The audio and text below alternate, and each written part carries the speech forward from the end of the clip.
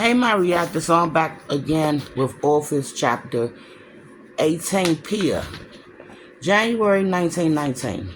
The days following Finn's arrival at St. Vincent's were cold and dreary, with sleets of snow every day and every night. The nuns said it was the longest storm they'd seen in years.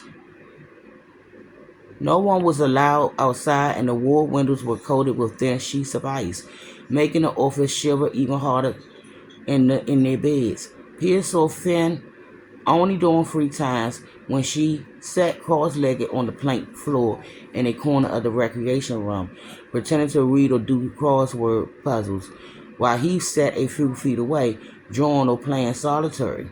They spent the entire time whispering back and forth, trying to come up with a plan to escape. Edith glanced at them every now and then from the other side of the room, her face a blank stare. She became distant again since Finn's arrival, and Pia couldn't blame her. After all, they used to play cards during recess or sit together reading books while the other girls whispered behind their hands and laughed at them. Now Pia spent all her time talking to Finn. She tried to convince Edith she still wanted to be friends, but she couldn't tell her the truth that they were planning to run away. It was too big of a risk. Not that Edith would tell on them. Pia was certain she wouldn't, but she might ask to come, too, and that would only make the planning more complicated. It wasn't like Pia wanted to leave just to be free. She was doing it for her brothers.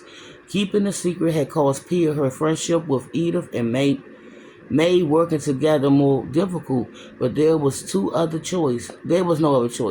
Hopefully she had the chance to explain and say goodbye before she left. Having been assigned to stoke the boilers when the office was able to get coal delivered, Finn searched for a way out of the maze of connecting cellars beneath St. Vincent's, but so far he had no luck. After the janitor caught him wandering off several times, he started keeping a closer eye on him, asking him what he was up to, and making it harder for Finn to explore. When Finn wasn't stoking the boilers, he was mopping floors or washing dishes in the dining hall, making it difficult to memorize the nuns' routine or watch for opportunities and ways to escape. On the other hand, Pia days never changed, working under the watchful eyes of Sister Agnes and the other nuns who helped the babies in the baby ward while she and Edith ate and slept. She had no freedom at all to wander or search for unlocked doors. Still, she tried to determine the length of drops from windows and the likelihood that the ground below might eventually lead to an escape route. Finn thought they could climb over the play yard fence and scramble down the rocky cliff to the river. If only the weather will change so they'll be allowed outside.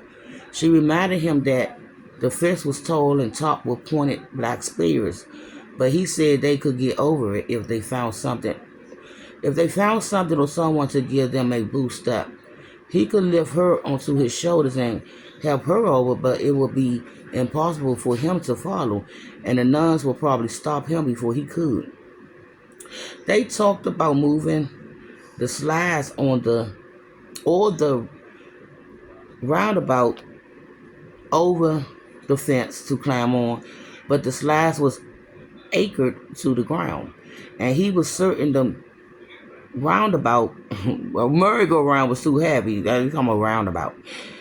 They thought about getting the other boys to help lift them over the fence, but they might tell someone what they were planning or will want to come too. Then on a dark, dreary afternoon, while Flint was telling Pia about a black back door in the kitchen that led out to the vegetable garden, Sister Ernestine marched into the recreation hall and ordered the boys to line up against one wall. Certain someone had overheard her and Finn talking. Pia dropped her eyes and concentrated on her cross stitch, her heart pounding. Chairs scraped over the floors and footsteps hurried across the room as the boys put down their toys and books, the older ones helping the younger ones move over to the wall. Pia got up and edged closer, sitting behind a group of other girls so she could hear what was going on. Stand up straight and smooth your collars, Sister Ernestine ordered the boys. She pointed at one boy's feet. And tie your shoes. The boys dropped to one knee and did as he was told. Mother Joe entered the room with Nurse Wallace. A few seconds later, her face pinched, her chin in the air. Here they are, Nurse Wallace, she said, and stood waiting with her snooty hands in her sleeves. If I had known you were coming, I would have made them clean up a bit first. They're fine, Mother Joe, Nurse Wallace said. Thank you for accommodating me on such short notice. She started moving down the line of boys, studying each one up and down. Some of the boys smiled hopefully at her, while others stared with frightened eyes.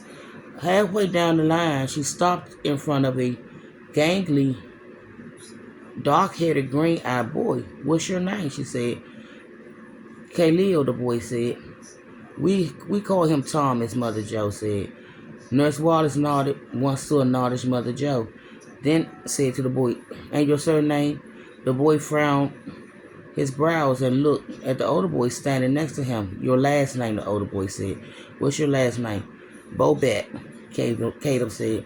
Nurse Wallace gestured for him to step out of line, then kept moving. Kept moving. I can't really see y'all. She stopped in front of a curly-headed blonde in a button-up shirt who looked to be about 5 years old. And your name? Gerhard, the boy mumbled, staring at his feet. Gerald, Mother Joe corrected him. And I'll be back. Continuation up here in a few.